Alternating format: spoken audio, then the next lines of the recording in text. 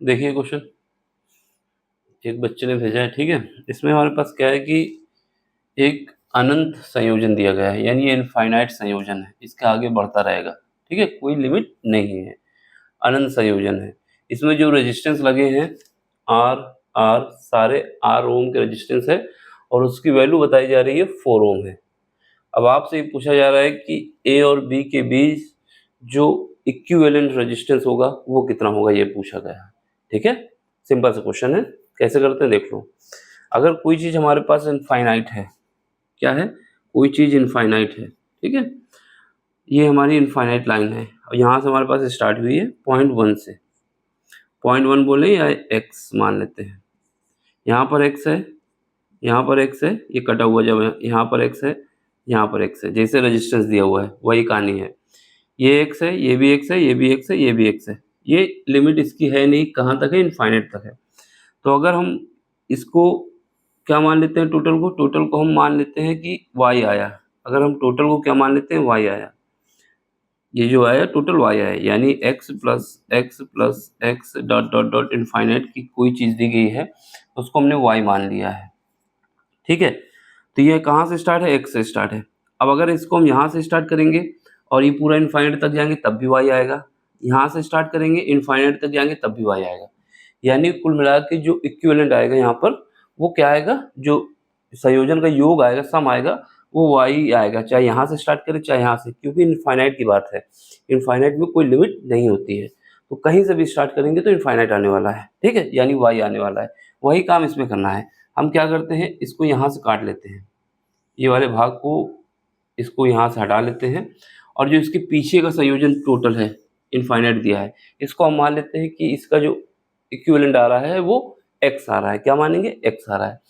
इसको हमने यहाँ से काट दिया, इसका जो इक्विवेलेंट आ रहा है उसको एक्स मान लिया और जो ये पूरा संयोजन है इसका भी इक्विवेलेंट क्या होगा, एक्स होगा। अब इसको हम यहाँ से काट के हटा दें अभी फिलहाल के लिए और इस वाले को यहाँ से स्टार्ट कर दें, तब भी उसका एक्स ही आएगा। जैसे यहाँ पर हमने बताया कि इनफाइनाइट जहाँ पर अगर इनफाइनाइट है, जैसे ये इनफाइनाइट से स्टार्ट हुई सीरीज, तो चाहे यहाँ से पढ़ करें, चाहे यहाँ से लें तब भी वाई आएगा, चाहे यहाँ से लें तब भी वाई आएगा, यहाँ से लें तब भी वाई आएगा ना, क्योंकि इनफाइनाइट की बात है। वही काम इसमें किया है हमने, इसका इक्विवेलेंट हमने क्या मान लिया है कि जो इसका इक्विवेलेंट आ रहा है वो एक्स आ रहा है। सबसे पहले ये याद रखना है, ठीक। चलो मान लेते हैं, माना पूरे संयोजन का इक्विवेलेंट, पूरे संयोजन का तुल प्रतिरोध, ये लिख के नहीं दिखाना, आपको बताने के बता रहे हैं। प्रतिरोध कितना है, एक्स है, ठीक है, ये एक्स मान लिए हैं। अब इस संयोजन को बना लो, फिर से डायग्राम बना लेते हैं। तो यहाँ पर हमारे पास आर, ये जो आर है वो उसकी वैल्यू कितनी है, 4 ओम है।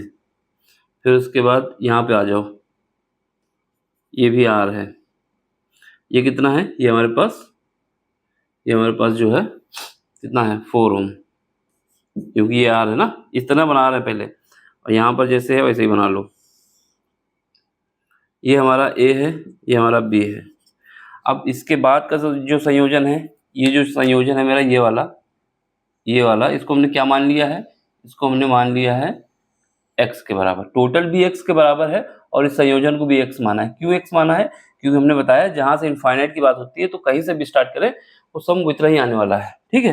तो इसको हम क्या करते हैं, क्योंकि ये पूरा कॉम्बिनेशन हटाएंगे, तो जब ये पूरा कॉम्बिनेशन हटाएंगे तो ये हमारे पास ऐसे लग जाएगा आगे, और इसकी जगह कितना रख देंगे, एक्स रख देंगे। ये याद रखना है, ये प्रोसेस होता है इसका, ठीक है। इनफाइनाइट के केस में हमेशा याद रखना, कहीं से भी उस स्टार्टिंग के, अगर स्टार्टिंग के कुछ पॉइंट हटा देते हैं फिर स्टार्ट करते हैं तब भी सेम आएगा। अभी इसका इक्विवेलेंट कितना माना है हमने, पूरे संयोजन का तुल्य प्रतिरोध कितना माना है, एक्स, और यहाँ तक का भी हमने एक्स माना। क्यों माना, क्योंकि इनफाइनाइट की बात हो रही है, तो जो यहाँ का आएगा टोटल का, वही अगर इतना पार्ट हटा देंगे तब भी आएगा, ठीक। ये याद रखना है दिमाग में। अब ये और ये दोनों कैसे हैं, एक दूसरे के समांतर हैं, तो यहाँ बता देंगे, क्या बताओगे, 4 ओम और x ओम दोनों क्या हैं, दोनों समांतर हैं, समांतर क्रम में हैं। और जब समांतर क्रम में होते हैं तो जो इनका तुल्य निकालेंगे, पहले इसका निकाल लेते हैं। तो कितना आएगा, इसका तुल्य प्रतिरोध हम y मान लेते हैं। y इज इक्वल कितना आ जाएगा, 1/y। 1/y is equal to आ जाएगा 1/4 प्लस 1/x। एलसीएम ले लो, कितना आ जाएगा, एलसीएम ले लेंगे 4x आ जाएगा।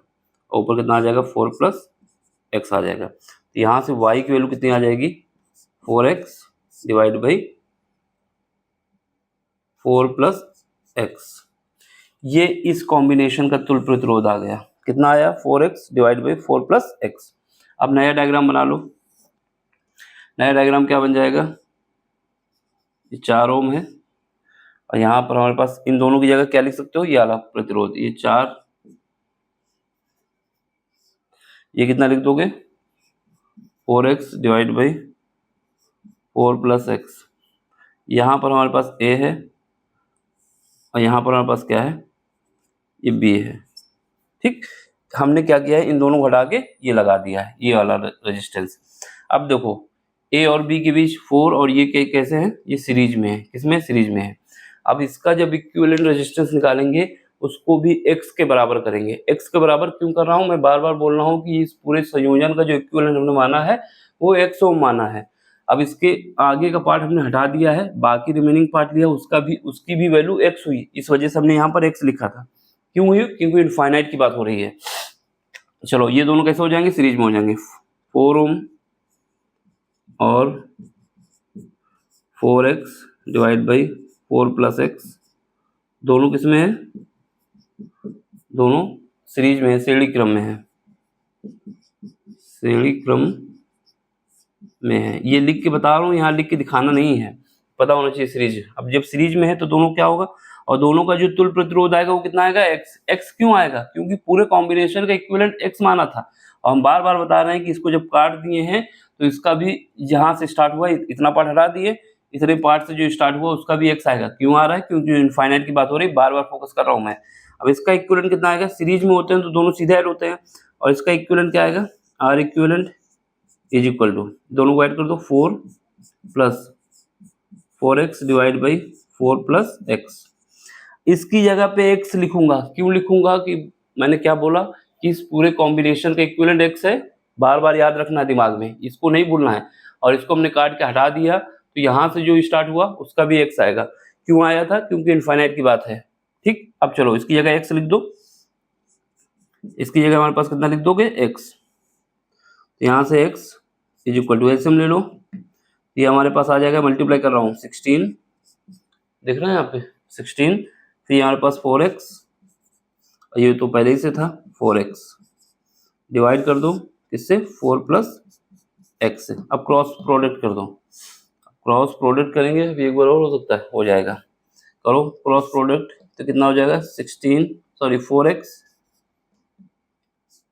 और ये हमारे पास x स्क्वायर आ जाएगा।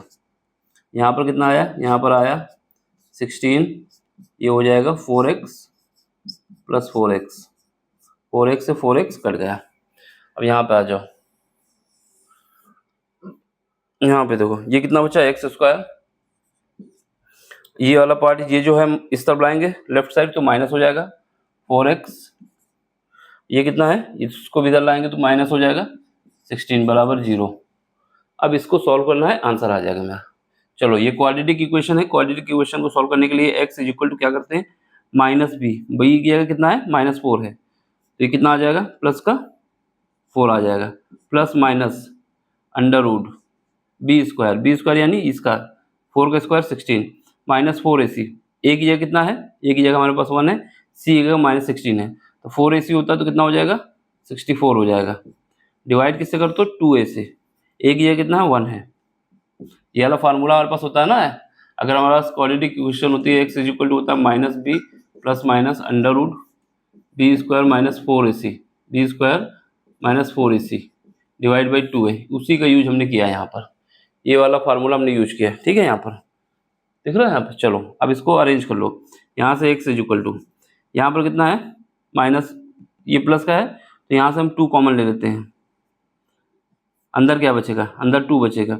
यहाँ पर 64 है और ये 16 है, 16 जब कॉमन लेंगे कितना आ जाएगा बाहर, 16 अगर कॉमन लेंगे तो यहाँ से आ जाएगा मेरे पास अंडर रूट के बाहर 4 आएगा, फिर उसका 2 कॉमन ले रहे हैं तो ये क्या आ जाएगा प्लस माइनस 2, अंदर क्या कितना बचेगा यहाँ पर 1, यहाँ पर बचेगा 4, तो दोनों ऐड कर लो कितना आ जाएगा अंडर रूट 5 और नीचे डिवाइड में क्या है 2 है, 2 से 2 कट गया। अब x की वैल्यू आ गई हमारे पास 2 प्लस माइनस 2 रूट 5, ये हमारे पास 2 आंसर आ गए ओम। एक प्लस आया एक निगेटिव आया। निगेटिव इस वजह से नहीं लेंगे क्योंकि अगर निगेटिव ले लेंगे तो ये वैल्यू ज़्यादा आ जाएगी और रेजिस्टेंस हमारा निगेटिव नहीं होगा, तो इस वजह से हमारे पास जो पॉजिटिव वैल्यू लेंगे तो पॉजिटिव वैल्यू लेंगे तो x की वैल्यू कितनी आ जाएगी 2 प्लस रूट 2 प्लस 2 रूट 5 ओम। निगेटिव क्यों नहीं लिया, क्योंकि अगर निगेटिव ले लेंगे तो ये वैल्यू ज़्यादा हो जाएगी और रिजल्ट हमारा निगेटिव आ जाएगा और रेजिस्टेंस हमारा निगेटिव नहीं हो सकता है।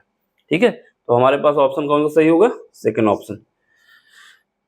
देख लो, देखो ये सब हमने बना के बताया आपको, इस वजह से टाइम लगा। ये क्वेश्चन बहुत ज़्यादा 2 मिनट का भी नहीं है, लेकिन समझ में आना चाहिए, इस वजह से प्रॉपर समझाया आपको। ठीक, देख लो, समझ लो, स्क्रीनशॉट ले लो, कहीं पर भी दिक्कत हो पूछ लेना। बाकी मिलते हैं अगले लेक्चर में। Thank you for watching, bye, take care.